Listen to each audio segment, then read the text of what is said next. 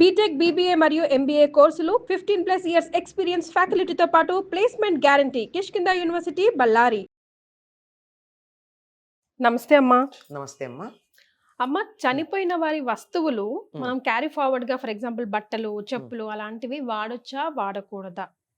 మిగతా ఆస్తులు అంతస్తులు అయితే పనిచేసుకుంటాం అనుకోండి, బంగారాలు గట్రా డబ్బులు, వాటి గురించి అసలు క్వశ్చన్ లేదు. వాటికి ఉండవా ఈ మహిళలును ఈ ఏవి కూడా ఎమోషన్స్ మరి? కానీ బట్ దెన్ వాళ్ళ బట్టల విషయం ఫర్ ఎగ్జాంపుల్ తీసుకుంటే ఇట్ క్యారీస్ దేర్ ఎనర్జీ అంటారు కదమ్మా.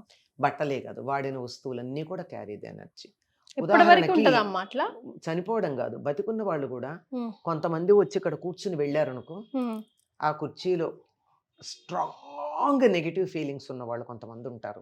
అవును, మీరు ఎప్పుడు అంటారు వెళ్ళాక సంథింగ్ మనం అక్కడ కూర్చుంటే చికాకు అనిపిస్తుంది.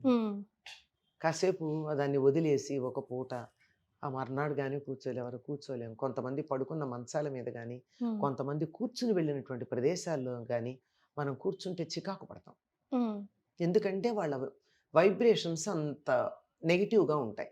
కొంతమంది ఉన్నప్పుడు బాగుంటుంది, వాళ్ళు వెళ్ళాక కూడా ఆ ప్లెజెంట్నెస్ విల్ బి క్యారీడ్, వాళ్ళ వైబ్రేషన్స్.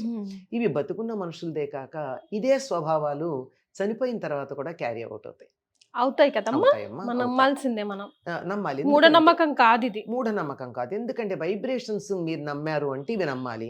వైబ్రేషన్స్ లేవు, అది నేను కళ్ళతో చూడలేదు అనుకుంటే చెప్పేది ఏం లేదు. నెగిటివ్ వైబ్రేషన్స్, పాజిటివ్ వైబ్రేషన్స్ అన్న వాటిని నేను నమ్మను అన్నారు అనుకో, అటువంటి వాళ్ళకి మనకి చెప్పేది ఏం లేదు. సాధారణంగా ఎవరైతే ఇంకా కొద్ది కాలం బతికుందాం అనుకుంటారో వాళ్ళకి చాలా కామాటం ఉంటుందమ్మా, బతికుండాలని. కొంతమంది అనుకుంటారు, ఇన్నేళ్లు బతికాను కదా, ఇన్ని రకాల సుఖాలు అనుభవించాను, అయిపోయింది, శరీరం సరిగ్గా లేదు, దీంతో నేను ఎంతకాలం ఉంటాను, ఇది వదిలిపెట్టేస్తే సుఖం, ఎప్పుడు వస్తే అప్పుడు హాయిగా ఈ శరీరం వదిలేస్తాను అనుకున్న వాళ్ళు ఉంటారు. ఈ రెండింటి మధ్య ఉంది తేడా.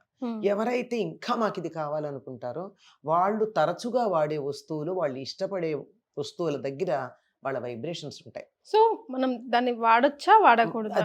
వాళ్ళ వైబ్రేషన్స్ బట్టి ఉంటాయి. ఉదాహరణకి 10 రోజుల వరకు కూడా ఆ జీవి ఆ దరిదాపుల్లోనే ఉంటుంది అని చెప్తారు. సపిండీకరణం ఏదో చేస్తారు కదా అప్పటిదాకా. అందుకని ఆ టైంలో వాళ్ళు వాడిన వస్తువులు ఒక్కోసారి కదులుతాయి, మనకు ఆశ్చర్యంగా అనిపిస్తుంది. ఒకళ్ళ కళ్ళజోడు ఉంటుంది, ఒకళ్ళకి పర్సు ఉంటుంది, ఒకళ్ళ వాచ్ ఉంటుంది, లేదా వాళ్ళు వాడే పెన్ ఉంటుంది. ఇట్లాంటివే కదా తరచుగా మమకారం ఉండేవి. చెప్పులు బట్టలు అంత ఏం ఉండవు, కానీ ఇవి ఇలాంటివి ఆ 10 రోజుల లోపల అలా చూస్తుంటే కదులుతున్నట్టు అనిపిస్తాయి. ఏంటి కదిలే, కొద్దిగా ఇంత జస్ట్ స్పందన లాగా. ఎందుకు కదిలాయి, నా కన్ను చెదిరిందా, దెయ్యమా, భూతమా, ఇలా అనిపిస్తుంది. కానీ వాళ్ళకు పాపం దాని మీద ఉన్న మమకారంతో వస్తారు కానీ ఫిజికల్ ఫామ్ ఉండదు కనుక ఏం చేయలేరు. ఆ వైబ్రేషన్స్ యొక్క తీవ్రత వల్ల అదొక్క క్షణం అలా కదిలినట్టు అనిపిస్తుంది అంతే. అంటే దే క్యారీ దేర్ వైబ్రేషన్స్. అవి బతికుండగా వాళ్ళు నిజంగా మంచివాళ్ళు అయితే, పిల్లల మీద ప్రేమాభిమానాలు కలవాళ్ళైతే, పిల్లలు బాగుండాలి, నేనేమైపోయినా పర్వాలేదు అనుకునేటంత ప్రేమ పిల్లల మీద ఉన్నట్టయితే, వాళ్ళ వస్తువులు దగ్గర పెట్టుకున్నట్టయితే పిల్లలకి మేలు కలుగుతుంది. స్వార్థపరులనుకో, క్రూరులనుకో, పిల్లల మీద ప్రేమ ఉంటే ఉండొచ్చు, కానీ ఆ ప్రేమలో స్వార్థము, క్రూరత్వము కలిసి ఉంటాయి గనక అవి ఉన్నంత కాలం వీళ్ళకి అటువంటి భావనలు వస్తాయి. అప్పటిదాకా లేనివాడు వాడిని చంపాలి, వీడిని కొట్టాలి, వాడి మీద పగ తీర్చుకోవాలి, ఇలాంటి భావనలు వచ్చాయంటే ఆ చనిపోయిన వాళ్ళకి ఆ భావన ఎంత తీవ్రంగా ఉందంటే అది వాళ్ళు వాడే వస్తువుల మీద కూడా ప్రభావం కలిగి ఉండి అది కొద్దిగా ఎఫెక్ట్ చూపిస్తుంది, ప్రభావం చూపిస్తుందమ్మా. అంచేత ఎక్కువగా పిల్లలు తల్లిదండ్రులు వాడిన వాటిల్లో చాలా తల్లిదండ్రులకు ఇష్టమైనవి, వాళ్ళు తమకు మంచి వాళ్ళు అనిపిస్తే ఇష్టమైనవి దగ్గర పెట్టుకుంటారు. వాడినా వాడకపోవచ్చు, కానీ దగ్గర పెట్టుకోవడం మాత్రం ఉంటుంది. దానివల్ల పెద్ద ప్రమాదం ఏం లేదు. కానీ వాటిని ఇంకా అలా పెట్టుకోకుండా ఒకవేళ బోల్డ్ అని బట్టలు ఉన్నాయి అనుకోండి, అవన్నీ మనం ఏం చేసుకుంటాం, అన్ని బట్టలు మనం కట్టుకుంటామా, ఏమన్నా ఎవరికన్నా ఇచ్చేసేయచ్చు. సాధారణంగా చెప్పులు ఒకళ్ళు వేసుకున్న ఒకళ్ళు వేసుకోరమ్మా. ఈవెన్ బెడ్స్ కూడా, బెడ్ పరుపులు, బ్లాంకెట్స్, పిల్లోస్ అన్ని కూడా అంటే వాళ్ళు చివరి రోజుల్లో పడుకుని శరీరం వదిలేసినవైతే పనికిరావు. మామూలుగా పడుకున్నవైతే ఇంట్లో 4-5 మంచాలు ఉంటాయి. పూర్వం ఇప్పుడైతే ఎవరిది వాళ్ళకి కానీ పూర్వం 10 పరుపులు ఉండేవి. వేసుకునే వాళ్ళు ఏ పరుపు మీద ఎవరు పడుకుంటారో కూడా తెలియదు. అందరూ మరి. అలా ఉండేవారు. అవి అంత ఇదేం ఉండవు. కానీ వాళ్ళు కొద్ది రోజుల పాటు ఏ మంచం మీద ఉండి ఎక్కువగా మంచంలో తీసుకుంటారు చూడండి. కొద్ది రోజులు నెలల తరబడి మంచాల్లో ఉండి ఏ మంచంలో ఉండి అలా తీసుకున్నారో వాటిని మాత్రం పరుపులు ఇచ్చేసేయచ్చు. మంచానికి ఏమదు wood it will not carry. ఒకసారి ఎండలో పెట్టేసి కడిగేసి పెట్టేసుకుంటే అయిపోతుంది. వుడ్కి అటువంటిది ఏం లేదు, చెక్కకు ఉండదు. బట్టలు పరుపులు మాత్రం తప్పనిసరిగా పరుపు మాత్రం ఉంటుందమ్మా. పరుపులు దుప్పట్లు.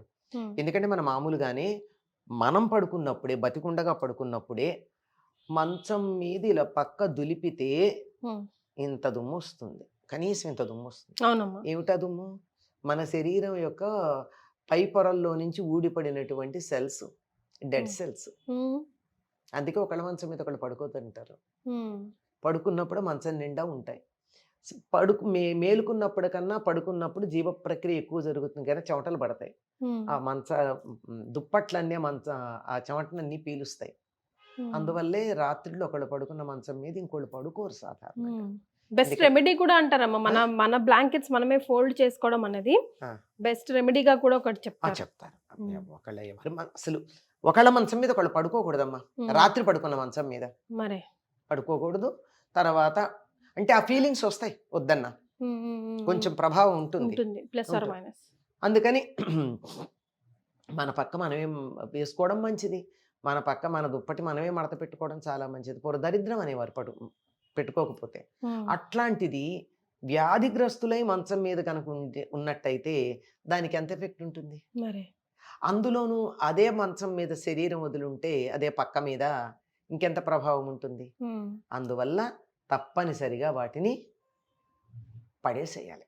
ఎవరు తీసుకోరు కూడా సాధారణంగా. కొంతమంది ఉన్నారు, మాకేం అభ్యంతరం లేదు, తీసుకుంటే ఎండలో పడేస్తాం, మేము వాడుకుంటాం అనుకునే వాళ్ళు. కానీ వాళ్ళ మీద ప్రభావం కూడా ఉండదట. ఎందుకంటే ఎమోషనల్ అటాచ్మెంట్ లేదు. మనకేమో ఎమోషనల్ అటాచ్మెంట్ ఉంటుంది. అందువల్ల అలాంటి వాళ్ళకు ఉండొచ్చు. అలాగే వాళ్ళ వస్తువుల్లో కట్టుకున్న బట్టలు అవి కూడా అప్పుడు కట్టుకున్నవి, మంచంలో ఉండగా కట్టుకున్నవి, వ్యాధిలో ఉండగా కట్టుకున్నవి అవి మాత్రం వాడకూడదమ్మా. అవి వాడకూడదు. ఎందుకంటే they carry that suffering. Suffering ఉంది కదా, దాంట్లో సఫరింగ్ ఉంటుంది. అంచేత అవి కాకుండా వాళ్ళు హ్యాపీగా ఉన్నప్పుడు వాడినవి, వాళ్ళు సంతోషంగా ఉన్నప్పుడు వాడినవి, వాళ్ళు మనం కలిసి ఆనందంగా ఉన్నప్పుడు వాడినవి ఉన్నాయి కదా, అవి వాడుకోవచ్చు. సో మొత్తానికి వస్తువులు దే క్యారీ ఎనర్జీ. సో మీకు ఎలాంటి రిలేషన్ ఉంది, ఎమోషన్ కనెక్షన్ ఉంది చూసుకుని దాన్ని బట్టి. సాధారణంగా కొంతమంది అయితే చచ్చిపోయిన వాళ్ళ బట్టలు మనం నా పాత చీర ఇస్తే తీసుకుంటారు, కానీ చచ్చిపోయిన వాళ్ళ బట్టలు ఇస్తే తీసుకోరు. కొంతమంది అట్లా ఉంటారు. అమ్మ మరి ఆ ఇంటి అత్త చనిపోతే ఆ ఇంటి కోడలు కానీ ఆ ఇంటి ఆడపడుచు కానీ ఏమేమి వస్తువులు తీసుకోవాలి, తీసుకోకూడదు? ఇప్పుడు గాజులు, పుస్తల తాడు, మెట్టెలు అలాంటివి ఉంటాయి కదా. ఆవిడ ఏం కోరుకుంటే అలా ఇవ్వాలమ్మా. ఆవిడ నా కూతురికి ఇవ్వండి, కోడలికి ఇవ్వండి అనుకోండి, ఆవిడ ఎలా చెప్తా అలా ఇవ్వడం. లేకపోతే సాధారణంగా మన లెక్క ప్రకారం ఏంటంటే ఆవిడకి అత్తగారు ఇచ్చిన నగలు ఏమన్నా ఉంటే అవి కోడలు కెడతాయి.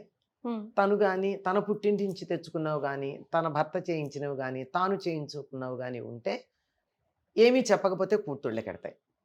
చెప్పి వీళ్ళు పంచుకోండి అంటే సమానంగా పెడతాయి. దీనికి పెద్ద పెద్దగా ఏం లేదంటారు గాజుల విషయంలో. కాకపోతే ఒక్కటి ఉంటుంది, వంశపరంపరగా వచ్చేవి కొన్ని ఉంటాయి. ఆ ఇంటి కోడలి ఏ ధరించాలన్నది. అత్తగారిచ్చిన హరి సుదర్శనం పేరుకై అడలి ఏడ్చే ఆ ఇంటి కోడలు ఎందుకు ఏడ్చిందంటే అత్తగారు ఇచ్చిన సుదర్శనం పేరు ఎత్తుకుపోయాడు వాడని ఏడ్చింది. ఎందుకంటే అత్త తగ్గించి తనకి రావాలి, తన నుంచి తన కోడలికి వెళ్ళాలి. అది అట్లాంటిది వంశ పరంపర బ్రేక్ అయింది. అట్లాంటి దానికోసం బాధపడింది, అంతేగాని మిగిలిన నగలన్నిటికీ కోసం కాదు. అంచేత అటువంటిది ఏమన్నా ఉంటేనే అత్తగారి నుంచి కోడలికి ఎడుతుంది. లేకపోతే మిగిలినవి ఆవిడ ఎట్లా చెప్తే అట్లా, లేకపోతే వాళ్ళ ఇష్టం పంచుకోవచ్చు అని అందరం సమానంగా తీసుకుందాం అంటే సమానంగా తీసుకోవచ్చు. లేదు ఈవిడ ఎక్కువ కొంచెం ఆర్థికంగా తక్కువగా ఉంది ఒక అమ్మాయి, ఆ అమ్మాయికి ఎక్కువ ఇద్దామంటే ఇవ్వచ్చు. అట్లా అదంతా ఇష్టం అమ్మా. థ్యాంక్ యూ సో మచ్ అమ్మా. నమస్తే అమ్మా.